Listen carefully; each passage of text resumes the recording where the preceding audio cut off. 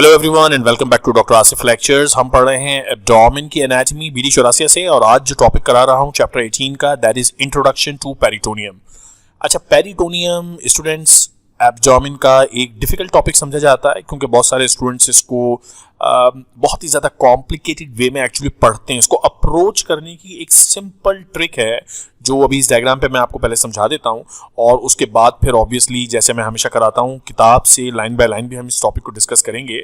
लेकिन first I wanted कि ये डायग्राम एक जो मैंने आपके लिए बना रखी है इसको हम डिस्कस करें ताकि पेरिटोनियम का जो बेसिक कॉन्सेप्ट है वो अच्छी तरह दिमाग में फिक्स हो जाए। ठीक है, so look at this diagram here, let me orient you to the diagram. This is umbilicus, therefore this is the anterior side of a person। एक बंदा sideways पे खड़ा हुआ है और ये उसका anterior portion है, this is the posterior portion। ठीक है, तो यहाँ पर vertebral column होंगे and you are looking at the sagittal plane, side से बंदे को देख रहे हैं, front and back side। और अब organs देखो मैंने कौन कौन से यहाँ ड्रॉ कर रखे हैं।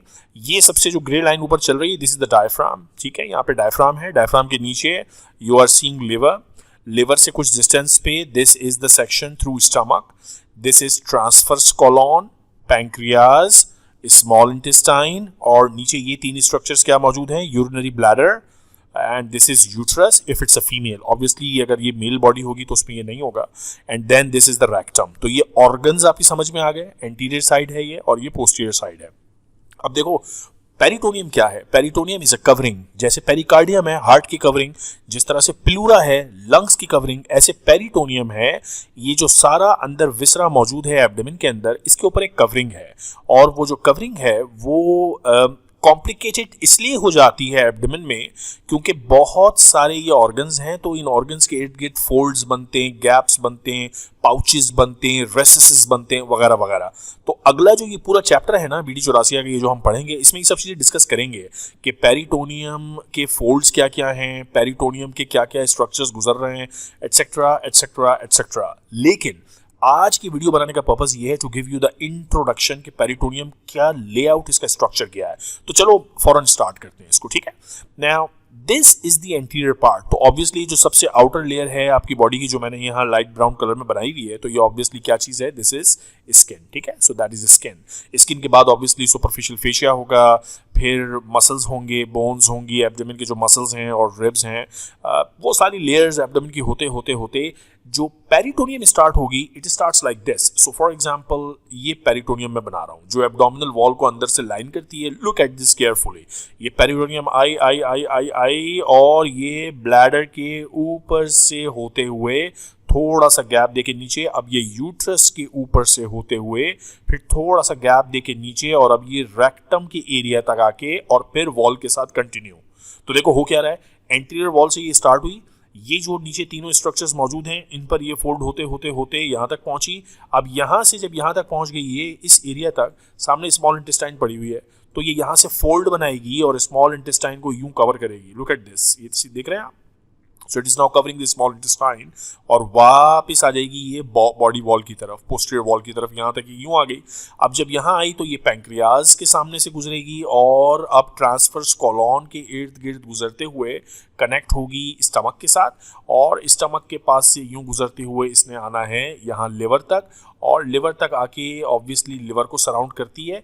अच्छा, लिवर में ये पूरे लिवर को कवर नहीं करती, लिवर का एक छोटा सा पार्ट होता है this area which is called the bare area of the liver, तो यहाँ तक आके पीछे फोल्ड हो जाती है। तो बेसिकली हुआ क्या, मैंने जो अभी आपको डायग्राम बना के दिखाई उसमें ये बॉडी वॉल से स्टार्ट हुई और यूरिनरी ब्लैडर के ऊपर, यूट्रस के ऊपर, रेक्टम के ऊपर, स्मॉल इंटेस्टाइन को पूरा कवर किया, फिर चलते चलते पैंक्रियाज पीछे रह गया, ट्रांसफर्स कोलॉन को हाफ कवर किया, स्टमक को कवर किया और लिवर को। अब ये पूरी पेरिटोनियल कवरिंग हो गई। अब ये तो एक तरफ से मैंने बनाया ना, इस तरफ की स्टोरी बाकी है, आइए उसको भी ड्रॉ करते हैं। So let me draw it with a different colour, कोई भी कलर पिक कर लेते हैं। अब इस तरफ की जो ऑर्गन्स हैं उनमें अगेन लिवर से मामला शुरू होगा और बॉडी वॉल और ये सब चीज़ें कवर होगी। लेट्स सी कैसे।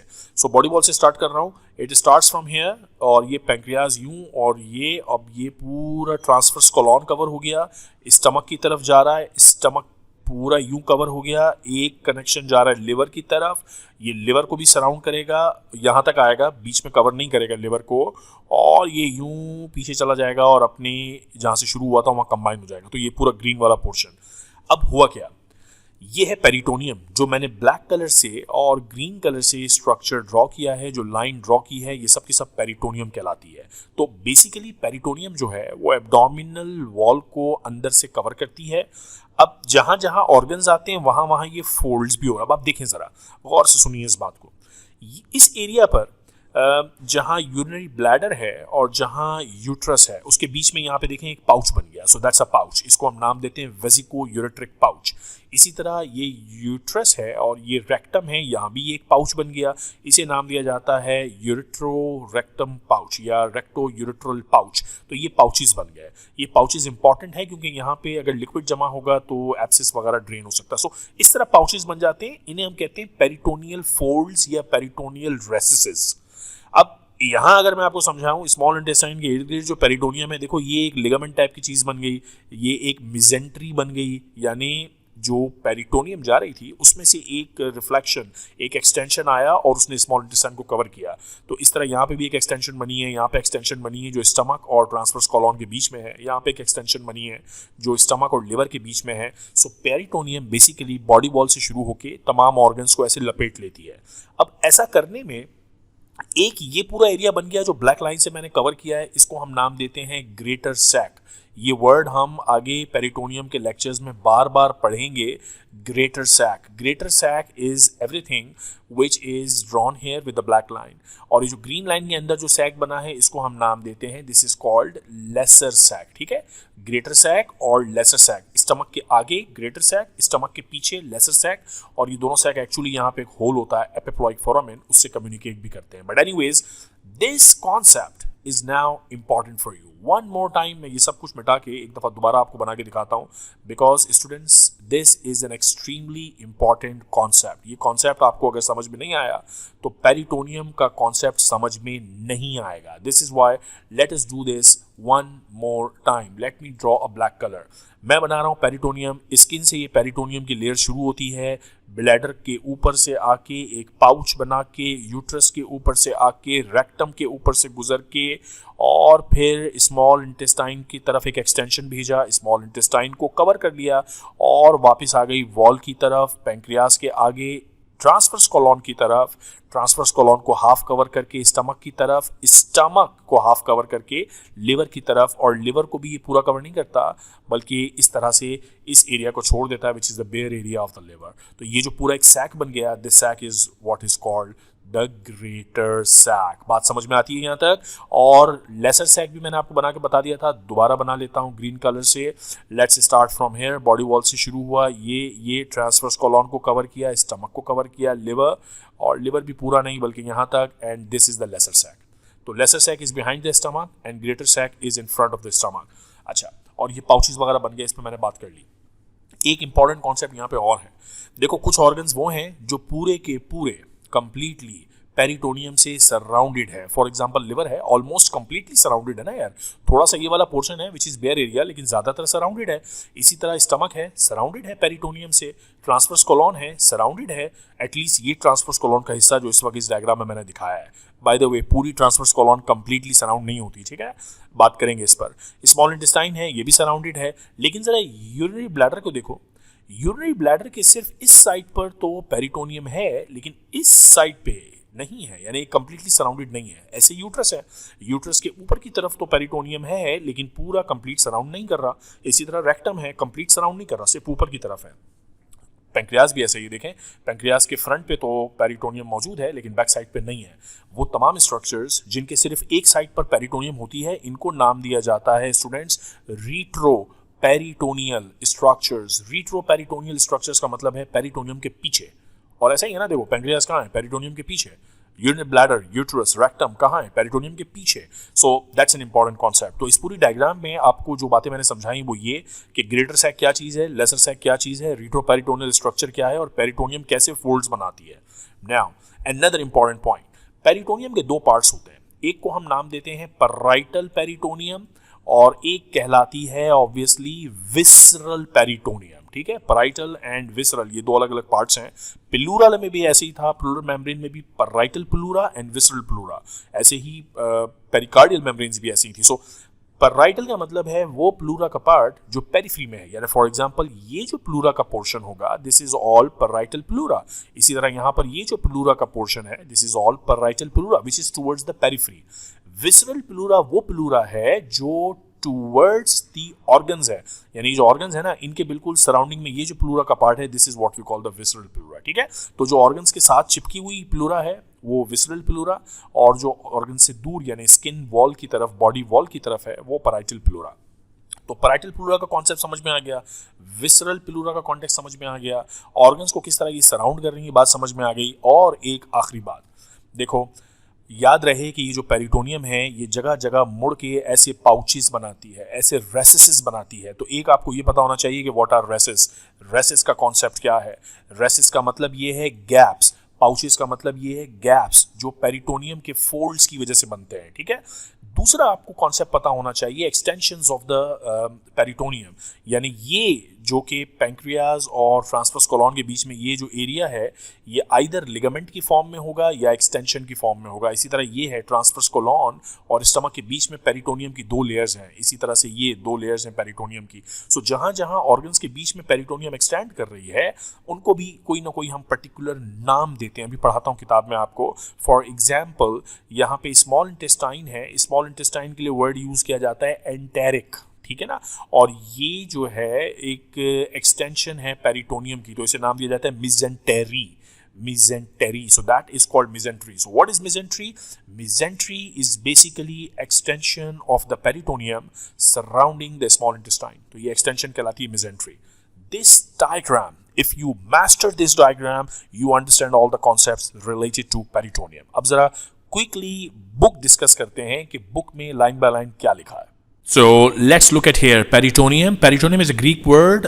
It's a large serous membrane lining the abdominal cavity. Histologically, it is composed of an outer layer which is fibrous tissue, which is what we call the parietal layer or visceral layer. जो मैंने इस diagram पे आपको समझाया कि where is the parietal layer? This area is the parietal layer, and जो viscera के around है this is the visceral layer. ठीक है, तो parietal concept समझ में आ गया, ये समझ में आ गया। Folds of peritoneum की मैंने आपसे बात की कि जगह जगह peritoneum fold बनाती है और उससे pouches और गैप्स बनते हैं। ठीक है, तो अब आप इसको पढ़ेंगे तो आपको इजीली समझ में आ जाएगा। Now the parietal peritoneum lines the inner surface of the abdominal and the pelvic wall away from the organs obviously, और embryologically it is drive from the somatic pleural layer of the lateral plate mesoderm, और इसकी जो blood supply है वो जो body wall की blood supply उसी से आती है। एंड इट मेक्स सेंस, ये पैराइटल प्लूरा है, ये एंटीरियर बॉडी वॉल के करीब है, तो यही ब्लड सप्लाई इसको सप्लाई करती है। ठीक है, so that's an easy breezy stuff. Visceral peritoneum lines the outer surface of the viscera. अच्छा, पैराइटल पेरिटोनियम एक इंपॉर्टेंट बात है, पेन सेंसिटिव। ठीक है, it is pain sensitive.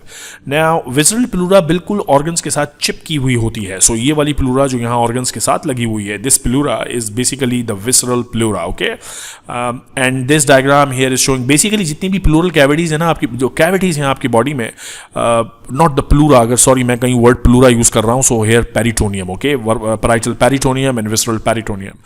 So peritoneum का कॉन्सेप्ट ऐसा है कि सपोज ये एक राउंडेड बलून लाइक स्टफ है और यहां से एक ऑर्गन है जो इन्वेजिनेट करता है, जो अंदर की तरफ जाता है। तो नेक्स्ट स्टेज में होगा कि ये बलून इस तरह से होना शुरू हो जाएगा क्योंकि ये ऑर्गन इसमें इन्वेजिनेट करता है, और अगर फर्दर हम इसको आगे बढ़ाएं, इस ऑर्गन की ग्रोथ होगी तो ये ऑर्गन इस तरह से अंदर बढ़ता चला जाएगा और ये 2 लेयर्स बन जाएंगी, एक पैराइटल लेयर बन जाएगी और एक विसरल लेयर बन जाएगी, और इनके बीच में एक कैविटी बन जाएगी। अब अगर ये लंग्स में हो रहा है तो प्लूरल कैविटी, अगर ये एब्डोमेन में हो रहा है तो peritoneal cavity, that sort of thing. ठीक है, इसी तरह यहाँ पे ये दिखाया कि देखें this organ is invaginating going inside, तो ये जो बलून है वो ऐसे अंदर की तरफ इसकी मेम्ब्रेन्स मूव कर रही है।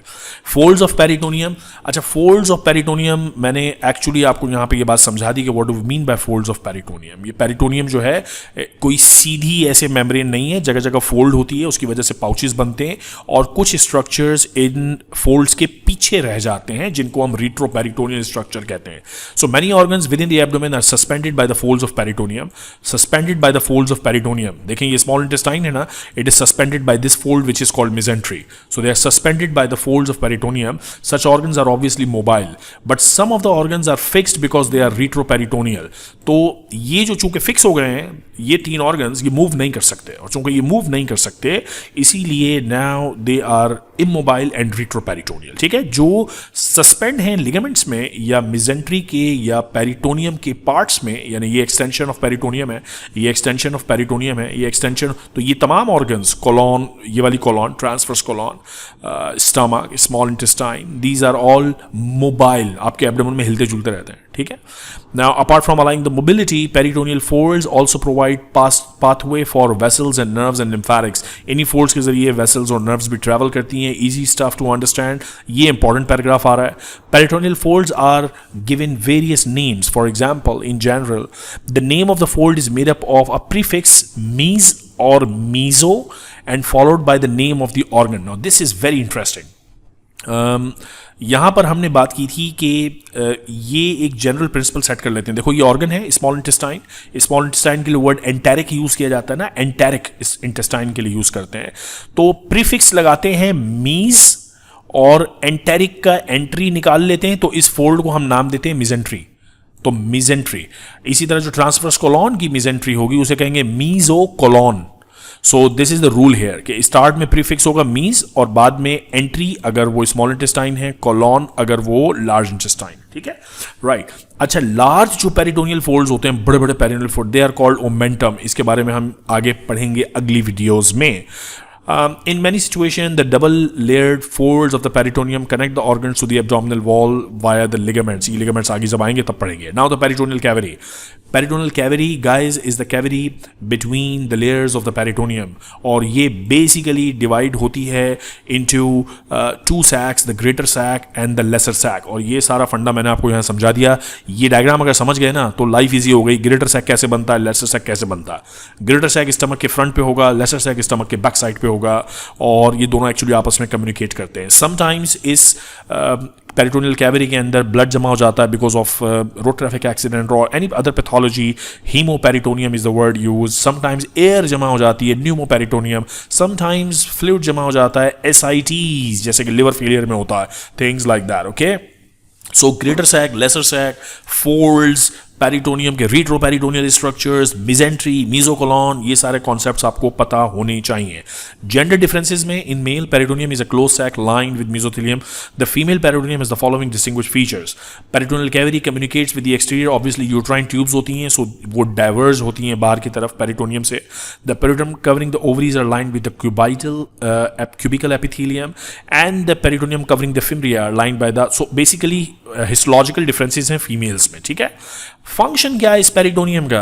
Obviously to provide movement of the viscera. अब ये जो आपका स्टमक है, ट्रांसवर्स कोलॉन है, यहाँ हैवी डाइजेशन के प्रोसेस हैं, इनकी मूवमेंट बहुत ज़रूरी है. तो इस मिजेंट्री की वजह से ये मज़े से हिलते जुलते रहते हैं, ये फिक्स नहीं है. तो मूवमेंट एक पर्पस है इस पूरी पेरिटोनियम का. फिर प्रोटेक्शन, ऑब्वियसली एक कवरिंग है तो प्रोटेक्ट करती है विसरा को. This is an important purpose as well. ये जो पूरी की पूरी पेरिटोनियम है, इसमें जो मेसोथेलियल लाइनिंग है, सेल्स हैं, they have very high absorptive capacity, very very high absorptive capacity. इसका मतलब ये है कि इसमें अगर कोई फ्लूइड डाला जाए या कोई चीज़ें इसमें मौजूद हों पेरिटोनियल कैविटी के अंदर, तो वो रेडिली एब्जॉर्ब हो जाएंगी. इस वजह से इसको एक्चुअली पेरिटोनियल डायलिसिस में यूज़ भी करते हैं. So that's another thing which you have to remember.